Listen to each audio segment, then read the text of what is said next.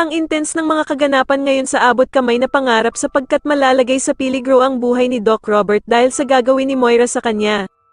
Dito nga ay biglang magbabago ang isip ni Moira at sa sobrang kasamaan nga nito ay maging si Doc Robert nga ay ipapautos na din ito sa mga tauhan niya. Samantala ay wala ngang kaalam-alam si Doc Robert na ang bruhang si Moira ang may pakana ng lahat at dito nga ay magaganap na ang pagpapalitan nila Doc Robert at Balahaja. Pero dahil naman sa wala talagang tiwala ang kapatid niyang si Giselle sa mag-inang Moira at Zoe, ay palihim na susundan nito si Doc Robert.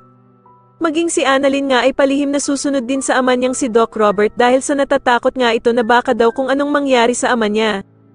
Wala namang kaalam-alam si Annalyn na maging si Doc Lyndon nga ay baback up din at hihingi ng tulong sa dalawang nurse na kaibigan nila, na sila Nurse Karen at Evan.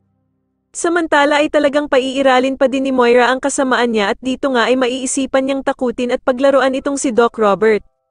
Wala namang kaalam-alam si Doc Robert na ang kausap niya na pala sa cellphone ay ang bruhang si Moira dahil nga sa iba ang boses nito sa call nilang dalawa. Dito nga ay sasabihin niya kay Doc Robert na parang nagbago na nga daw ang isip niya at balak na lamang daw niyang patayin ang ama niyang si Lolo Pepe at parang gusto na din nga daw niyang isabay si Doc Robert. Laking gulat nga ni Doc Robert nang makita niya ang laser ng baril ng tauhan ni Moira na nakatapat na sa kanyang katawan.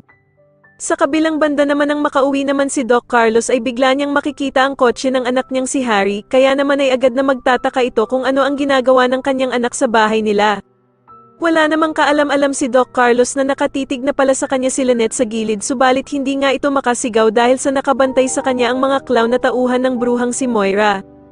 Sa tingin niyo makaligtas kaya si Doc Robert sa pagbaril sa kanya ng tauhan ni Moira at magawa pa kayang tumakas ni Lynette sa mga masasamang ng loob sa kanila, mas lalo na nga talagang nagiging exciting ang mga susunod na kaganapan kaya naman ay mas lalo pa nating abangan ang mas lalong gumigandang abot kamay na pangarap. Maraming salamat po sa inyong panonood at sana po ay ma-subscribe niyo ako. Maraming salamat po.